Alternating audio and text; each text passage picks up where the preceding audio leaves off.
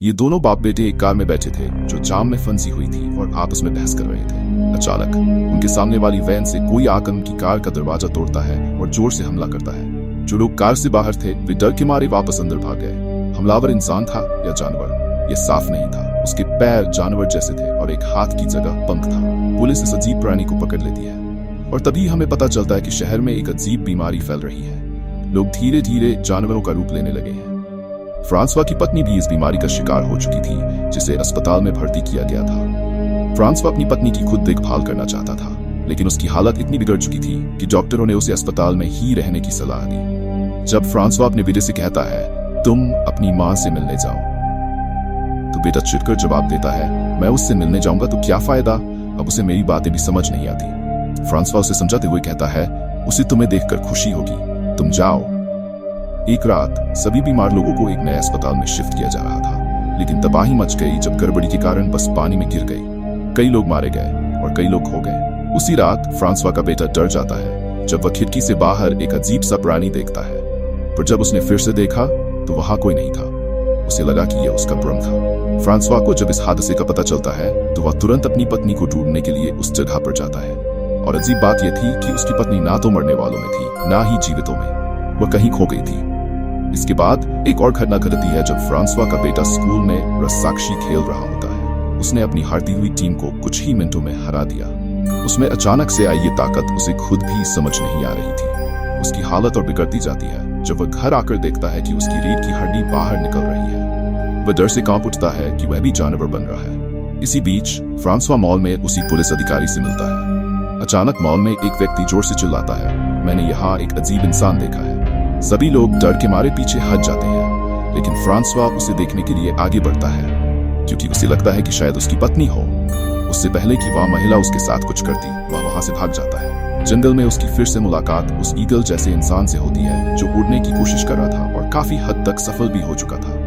वह उसे अपनी पकड़ी हुई कच्ची मछली देता है और उससे बातचीत करता है। ये ईगल जैसा इंसान उसे बताता है कि वह एक चिड़िया में बदल रहा है। वह उड़ना चाहता है लेकिन बार बार गिर जाता है और इससे उसे बहुत दर्द होता है। फ्रैंकोइस का बेटा कहता है क्या तुम्हें कोई ऐसी जगह पता है जहां मैं आराम से उड़ना सीख सकूं?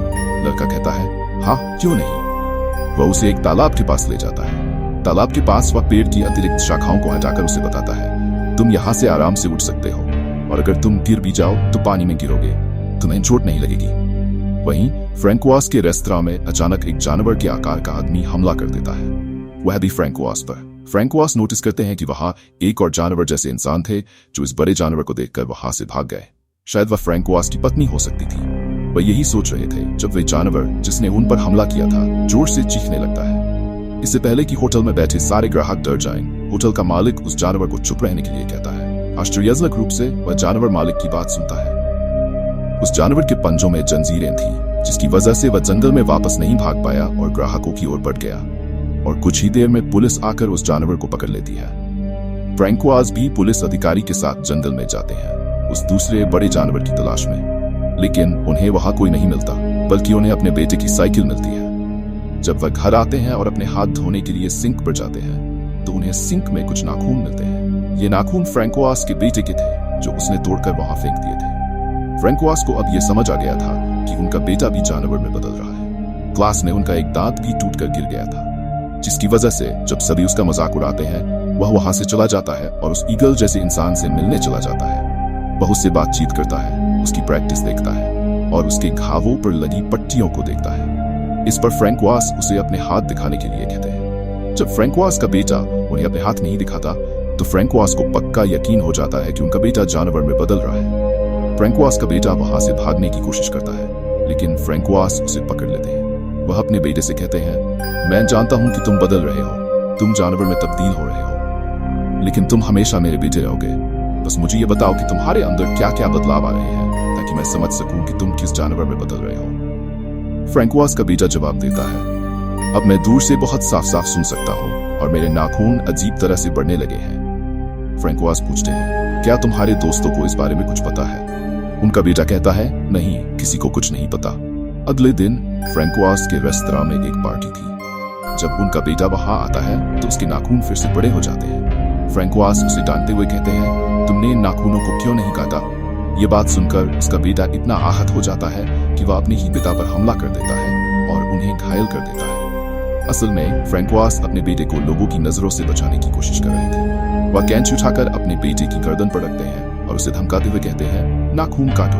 आखिरकार वह अपने नाखून काट देता है। इसके बाद हम देखते हैं कि फ्रैंकोइस का बेटा अपने दोस्त से मिलने जाता है। दोनों एक दूसरे के काफी करीब आ जाते हैं। इस दौरान लड़की फ्रैंकोइस के बेटे की रीढ़ की हड्डी को छूते हुए कहती है, मुझे पता है कि तुम्हारे अंदर क्या बदलाव हो रहे हैं, लेकिन मुझे इससे कोई फर्क नहीं पड़ता। दूसरी ओर उनके क्लासमेट को भी फ्रैंकोइस के बेटे के बारे में सच्चाई का पता चल चुका था। वह एक अजीब उपकरण लेकर उसके सामने आता है जिसकी आवाज इंसानों को नहीं लेकिन जानवरों को बहुत परेशान करती है। इस लड़के ने फ्रैंकोइस के बेटे को बहुत परेशान किया और कहा, मैं तुम्हारी सच्चाई बहुत पहले से जानता हूँ। फ्रैंकोइस का बेटा अब इस सब को सहन नहीं कर पाता और गुस्से में उस लड़के को थप्पड़ मार देता है, जिससे उसके गाल पर गहरे निशान पड़ जाते हैं। इन घटनाओं के बाद स्थिति और भी बिगड़ने लगती है। पुलिस और सेना अब जंगल में फ्रैंकोइस के बेटे की तलाश करने लगती है। इसी बीच वह ईगल जैसा इंसान जिसे उसने उड़ने में मदद की थी उसकी मदद करता है। उड़ते हुए वह उसे जंगल के एक सुरक्षित हिस्से में ले जाता है, लेकिन पुलिस और सेना भी वहां पहुंच जाती है। फ्रैंकोइस का बेटा अब नदी की दूसरी तरफ पहुंच चुका था,